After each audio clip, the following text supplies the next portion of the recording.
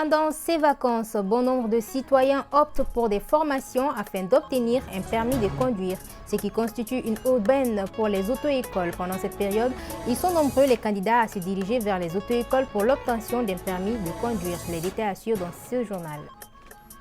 Promouvoir, développer et professionnaliser le métier de manager au Mali, c'est dans cette optique que le réseau des managers et agents des artistes du Mali a procédé à une remise de distinction à 12 managers. La cérémonie s'est tenue samedi soir en présence de nombreux acteurs de la culture malienne. Mesdames et messieurs, bonsoir et bienvenue à tous. Pendant les vacances, les auto-écoles de la capitale sont sollicitées par de nombreux apprenants désireux d'apprendre à conduire afin d'obtenir un permis de conduire. Une équipe de notre rédaction s'est intéressée au sujet afin de savoir quelle rigueur requiert l'obtention du permis de conduire tant au niveau théorique que pratique. Mariam Konaté nous en parle. Le moteur est déjà en marche, non? Dans la vitesse et maintenant le frein. Nous sommes à Badelabougou, en commune 5 du district de Bamako, précisément dans une auto-école de la place. D'après nos premiers constats, l'école refuse du monde. Ce sont essentiellement des apprenants enthousiastes de commencer le cours. Dans une salle dédiée à l'enseignement des codes de la circulation routière en vigueur dans notre pays, Yacouba Bamadjo enseigne aux apprenants les différents panneaux à respecter. Quand vous voulez avoir le permis de conduire, que ce soit pour la moto ou pour le véhicule, plus de 3 roues, donc il faut passer par l'auto-école. C'est la norme. Après la théorie, place à la pratique. En effet, les auditeurs, une fois les leçons assimilées, sont invités à prendre le volant d'une voiture spécialement aménagée à leur niveau. Le tout sous la supervision des moniteurs expérimentés. Dès leur première séance de formation, on commence la pratique directe et la théorique en même temps. Généralement, les premières séances, on se limite à rester juste aux alentours sans rentrer en pleine circulation. Donc, comme ce sont des conducteurs débutants, on les explique l'embrayage, le frein, l'accélérateur, le volant, comment changer de vitesse, s'arrêter, démarrer. Les rétroviseurs, le clignotant. La joie et le bonheur étaient bien lisibles sur le visage de Abdallah Ag Mohamed Oumar qui vient de franchir une autre étape dans son apprentissage. Déjà, je me sens prêt tellement nous avons acquis toutes les notions possibles. Vous voyez, après les 2 semaines de formation, ça quand même c'est une certitude.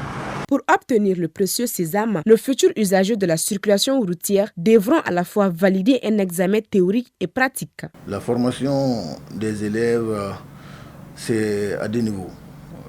Il y a une partie théorique et une partie pratique. La partie théorique, c'est l'élément essentiel dans un premier temps. Les règles de la circulation routière, le code, les comportements, les signalisations et tout ce qui suit. Si vous avez les notions dans les machines ou dans les ordinateurs, quoi qu'il faut, dans les livres, c'est important. Donc je demande aux uns et aux autres de passer par les auto-écoles pour être plus sûrs, pour que les parents soient rassurés avant de passer les permis de conduire. Ici aussi à Bako-Djourourouni, le constat est le même. Les apprentis chauffeurs étaient en pleine simulation de la conduite. J'ai commencé depuis 1 semaine maintenant et j'en suis au stade des simulateurs de conduite avant d'entamer la conduite en ville. Ça se passe vraiment bien parce que j'ai vraiment peur de la conduite en ville et les simulateurs m'aident quand même beaucoup à apprendre avant de me lancer dans la vie qui est un peu plus dangereuse. Pendant les périodes de vacances, on remarque qu'il y a beaucoup de gens qui veulent avoir le permis de conduire.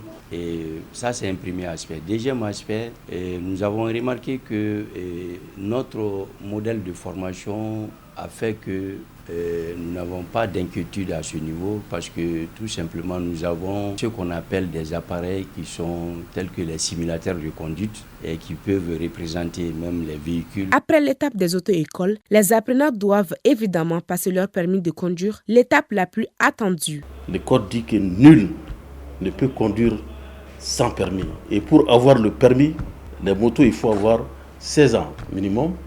Et pour les catégories de véhicules qui ne dépassent pas 3 tonnes 500, on appelle ça les poids légers, il faut avoir nécessairement 18 ans révolus. Et parmi la catégorie des poids lourds, ceux qui font le transport en commun, il faut avoir 21 ans révolus et avoir le permis poids lourd baissé au moins 6 mois, une demi-année. Il faut la courtoisie, le bon sens, le respect de la personne humaine. Je pense que si tout le monde est courtois, prudent, a le bon sens, le respect les uns envers les autres, nous aurons une circulation fluide et apaisée. Les auto-écoles jouent un rôle de premier plan dans l'apprentissage et dans la formation des futurs conducteurs selon les règles en vigueur des autorités. Tu peux balancer le volant sans trop déplacer la main. Okay. Manager Awards, c'est ainsi que s'intitule cette soirée organisée par le réseau des managers et agents des artistes du Mali, REMA. Une soirée de remise de trophées aux acteurs clés du monde de la culture malienne en général et aux managers en particulier. Cette cérémonie de distinction s'inscrit dans le cadre des missions que s'est assigné le REMA, à savoir promouvoir, développer et professionnaliser le métier de manager au Mali. La première édition s'est tenue au CICB en présence de nombreux artistes, managers et promoteurs d'événements, suivant le reportage de Modibo Sidibé. La cérémonie a débuté par un hommage à Feu Toumani Diabaté, décédé le vendredi 19 juillet. Au cours de cette soirée, 12 managers ont été distingués pour leurs efforts à assurer une carrière riche à leurs artistes et pour leur contribution au développement de la musique malienne. L'organisation de cet événement, première du genre, concrétise la volonté du réseau des managers et artistes du Mali de faire évoluer le métier de manager, un métier où hommes et femmes consacrent leur temps à assurer le succès des artistes qu'ils encadrent. C'est la toute première fois et ça ne sera pas la dernière. Chaque année, nous allons faire les mêmes événements. Le but même, c'est pour les récompenser et magnifier l'effort que les managers font dans la carrière d'un artiste. Dans tout ce que vous faites, pas que les managers, pas que les artistes, non. Il faut avoir l'amour de la chose. La soirée de remise de trophées vient donc à point nommé pour mettre en lumière ces hommes de l'ombre. Le manager de l'artiste Master Soumi, l'un des récipiendaires, a exprimé sa gratitude pour cette reconnaissance. Je leur souhaite une continuité. C'est pas facile parce que les managers, leur œuvre n'est pas connue, alors que c'est eux, le père, leur maman, le tout de l'artiste. C'est l'artiste qu'on voit, mais ceux qui sont en ombre, ceux qui font tout. J'invite les managers du Mali à être des complices des artistes, de ne pas seulement être des suiveurs. La soirée dédiée aux managers et artistes a également été marquée par des prestations musicales et humoristiques qui ont captivé le public présent. Assainissement, les habitants des 759 logements à l'œuvre. L'Association des jeunes pour le développement des 759 logements a procédé à une journée de salubrité afin d'embellir la cité. L'initiative vise à faire rayonner le quartier. Aïssata Samaki. Ensemble, bâtissons nos cités, fidèles à leurs slogans, les jeunes de l'Association pour le développement des 759 logements sociaux, AJD 759, ont organisé ce dimanche une journée de salubrité. Ils ont fait d'une pierre deux coups en débrassant leur secteur de déchets et en y plantant des arbres. L'objectif visé est d'embellir leur cadre de vie et accompagner les élus locaux dans leur mission d'assainissement. Comme on a deux cités, il y a 700 et cité Yélé. Donc on s'est assis, on a fait le plan d'action. Et dans le plan d'action, on a vu que notre quartier, vraiment, il a besoin de la salubrité. Donc c'est pour cela que chaque dimanche, on se réunit et on fait des journées de salubrité. Et pour aujourd'hui, ce n'est pas le goudron seulement, ça c'est le mulet, le bout, les sables qui sont dedans et les ordures qui sont dedans pour faire évacuer ces déchets-là et ces sables-là. L'objectif est de rendre notre cité propre. La présidente des femmes de l'association, les élus locaux et les chefs des quartiers ne pouvaient pas cacher leur joie. Ils ont salué cette initiative citoyenne des jeunes tout en les rassurant de leur soutien sans faille. Ce sont des jeunes qui doivent être encouragés.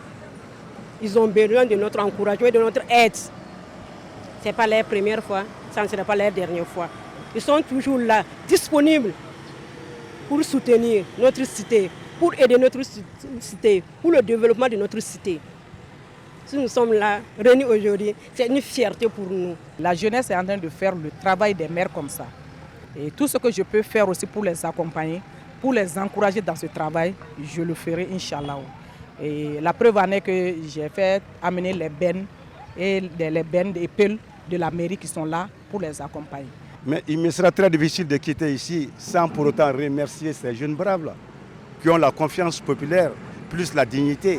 Ce sont des enfants bénis, connus par tout le monde.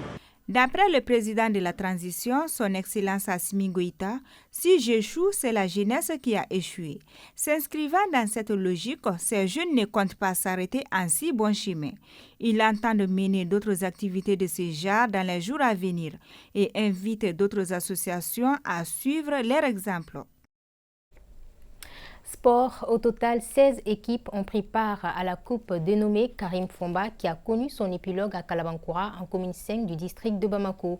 Placée sous les thèmes le sport, facteur d'union, de solidarité et de cohésion sociale, la finale de la coupe a opposé l'AS Sigida au FC Salam, suivant les temps forts avec Idrissa Barayou. La finale de la coupe Karim Fomba s'est déroulée ce dimanche et a opposé l'AS Sigida en bleu ciel et FC Salam.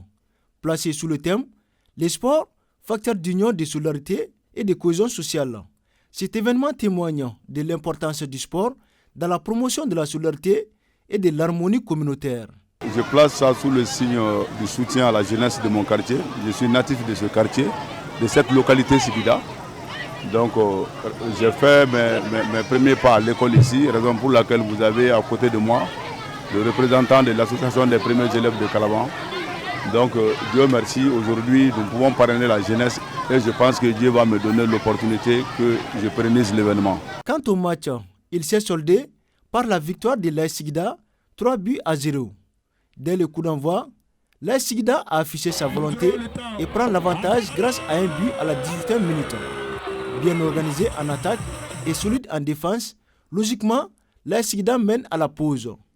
À la reprise, malgré quelques tentatives sur le plan offensif, FC Salam n'a pas réussi à percer la défense de l'AS Sigida.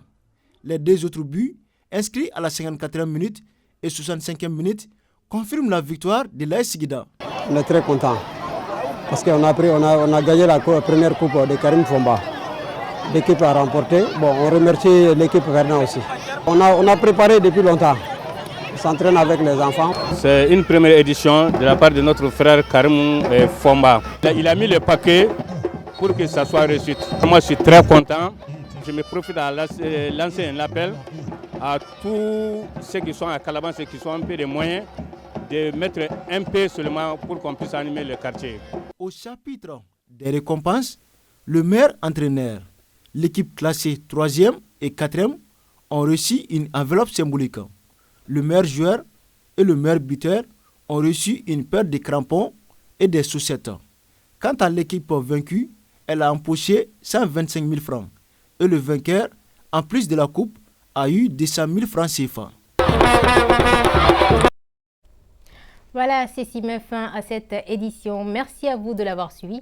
Dada Kone sera là juste après moi pour l'édition Kibarou. Très bonne suite de nos programmes.